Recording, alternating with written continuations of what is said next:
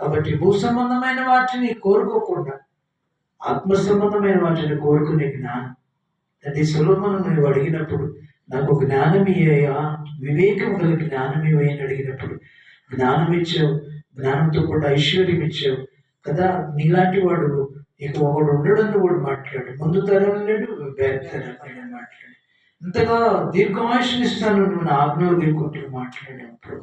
అలాగా నువ్వు నాయన జ్ఞానాన్ని విలువైన వాటిని కోరుకున్నప్పుడు లోక సంబంధమైనవన్నీ కూడా ఇచ్చావు. అలాగే మేము కూడా జ్ఞానాన్ని కోరుకొని జ్ఞానాన్ని సంపాదించుకుని, జ్ఞానం ఆత్మ సంబంధమైన జ్ఞానం, పైనుండి వచ్చే జ్ఞానాన్ని, దైవ జ్ఞానాన్ని సంపాదించుకునే వారికి సహాయం చేయండి.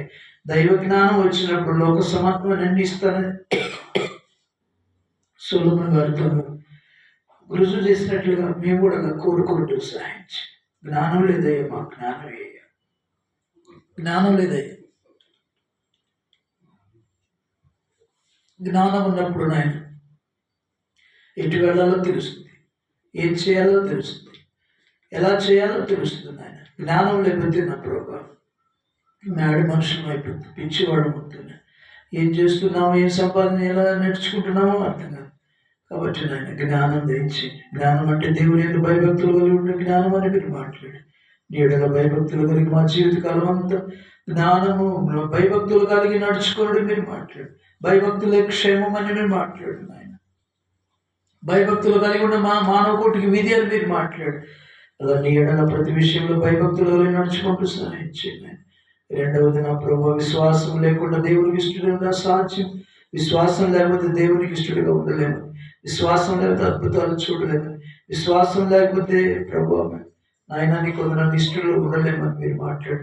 కాబట్టి గొప్ప విశ్వాసం దయచేయండి ఆయన. విశ్వాసం అంటే నిరీక్షింపబడినటువంటి నిజస్వరూపం అని మీరు మాట్లాడు.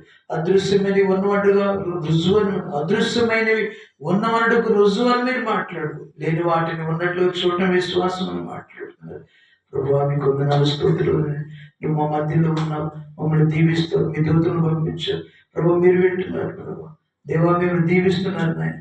కొందనాడు స్తోత్రం. మా తోడుగా ఉన్నారయ్యా, మా నీడగా ఉన్నారయ్యా, ఆత్మగా ఉన్నారు, వాక్కుగా ఉన్నారు, ప్రేమగా ఉన్నారు, అగ్నిగా ఉన్నారు నాయన. ఈ కొందరు మా మధ్యలో ఉన్నందుకు స్తోత్రాలు. మూడో విషయం ఆయన అయ్యా, లోకం కంటే లోకాన్ని సంపాదించుకోవటండి, లోకంలో ఉన్న వెండి బంగారాలు సంపాదించుకోండి, లోకంలో ధనధాన్యాలు సంపాదించుకోండి, ప్రాణమును కాపాడుకోవటం ముఖ్యం అన్నాను. ప్రాణం అంటే రక్తం నాయన. రక్తం అంటే నాయన రక్తంలో మాలిన్యం ఉండకుండా పరిశుద్ధంగా కాపాడుకొని ప్రాణమును నాయన కాపాడుకుని వారికి ఉండాలని మీరు మాట్లాడు. ప్రాణం అంటే రక్తం, రక్తం పోగొట్టుకోకుండా, రక్తాన్ని చెడగొట్టుకోకుండా క్రీస్తు రక్తం ఆశ్రయించి నమ్మకం ఉండాలని మీరు మాట్లాడు. రక్తాన్ని శుద్ధి చేసుకోవాలా నాయన, నువ్వు శుద్ధి చేసుకోలేవు. పాపం నీలో పాపం ఉందని మాట్లాడు. రక్తంలో పాపం ఉంది, రక్తంలో మలినం ఉంది. యేసు రక్తం ద్వారానే నాయన కడగబడితేనే, అగ్ని చేత కడగబడితే, ఆత్మ చేత కడగబడితేనే శుద్ధీకరించబడుతుంది మీరు మాట్లాడు. కాబట్టి ప్రాణమును కాపాడుకునే జ్ఞానం దయచేయండి ఆయన. ప్రాణమును కాపాడుకునే లోకము సంపాదించుకోవడంలో ప్రాణాన్ని నిర్లక్ష్యం చేసి పోగొట్టుకోకుండా సహాయం చేయండి ప్రభు. 4 ఆజ్ఞలు గైకొనడంలో ప్రయోజనం అన్నారు ఆయన.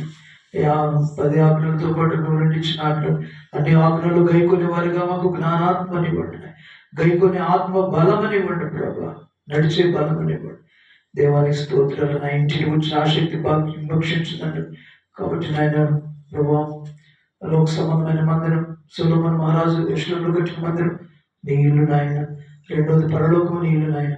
మూడోది మేమే నీ ఇళ్ళని హెబ్రీ పత్రికలో భక్తుని పౌలు గారు సెలవిస్తున్నట్లుగా ఇల్లంతా పాడైపోయింది. సాతాను మాటలు విని పాడైపోయింది, పాపం చేసి పాడైపోయింది, వ్యాధుల చేత పాడైపోయింది, మరణం చేత పాడైపోయింది, రకరకాల సమస్యల చేత మరణం మా ఇల్లంతా పాడైపోయింది. ఇంటిని బాగు చేయడానికి మీరు ఈ లోకానికి వచ్చారు. ఇంటిని బాగు చేస్తున్నప్పుడు ఎన్నో శ్రమలు అనుభవించారు ఆయన. ఏనికి నా రీతిగా నాయన మా కోసం శ్రమను అనుభవించి నేను బాగు చేసి ఇంటిని ఆలయముగా కట్టి నీళ్లుగా మీరు నిర్మించినందుకు, శుద్ధి చేసినందుకు, నీవు నివసించే ఆలయముగా చేసినందుకు, మీరు దేవుని ఆలయం అయి ఉన్నారని, నీవు దేవుని ఆత్మ మీలో నివసిస్తున్నాడని మీరు ఎరగరాని మీరు మాట్లాడు. అవును ప్రభు, నీవు మాలో నివసించే మంచి మందిరముగా జాగ్రత్తగా పరిశుద్ధంగా కాపాడుకుంటూ నీవు ఉండాలంటే పరిశుద్ధత అవసరం నాయన. హృదయం పరిశుద్ధత వస్తున్నాయి, మనసులో పరిశుద్ధ, ఆలోచన పరిశుద్ధ, తలంపుల పరిశుద్ధ, క్రియలలో పరిశుద్ధత అవసరం కాబట్టి పరిశుద్ధంగా ఉండటం సాయం. మీరు వసించండి ఆయన, మాలో ఉండటంతో మామూలు బలపరచండి. కురిగిన స్థితి నుంచి లేవనెత్తండి. దిగులు చింతల నుంచి విడిపించండి, ఆవేదన నుంచి విడిపించండి, శోధన నుంచి విడిపించండి, బాధల నుంచి విడిపించండి. ఈ సాక్షిగా జీవించడానికి విడిచిపెట్టిన పని మేము కూడా చేయడానికి సహాయం చేయండి. పాడైలు బాగు చేయడానికి శక్తి దయచేయ, ధైర్యం దయచేయ, అధికారం దయచేయ, ఆత్మముద్రను దయచేయ, ఇల్లును బాగు చేసే శక్తి దయచేయ. ఈ చుట్టుప్రక్కల ఇళ్ళన్నీ కూడా నీవు లేక నశించిపోయి చీకటితో బాగు చేయనాయన. ఇంటికి రక్షణ వెలుగు దయచేయన, సమస్యల నుంచి విడిపించే, ఇండ్లన్నిటిని బాగు చేయ, నీ వెలుగుతో నింపాయ, నీ రక్షణతో నింపాయ, సృష్టిగా తెలుసుకున్నట్టు సాయం చేయ, సమస్యల నుంచి విడిపించేయ. బాగు చేసే పని శక్తిని మా కూడా దయచేసి మా ఇంట్లో అధికారం దయచేసి మా ఇంట్లో యేసయ్య నామమున స్తుతించి ప్రార్థించి అడిగి వేడుకుంటున్నాము తండ్రి, ఆమేన్.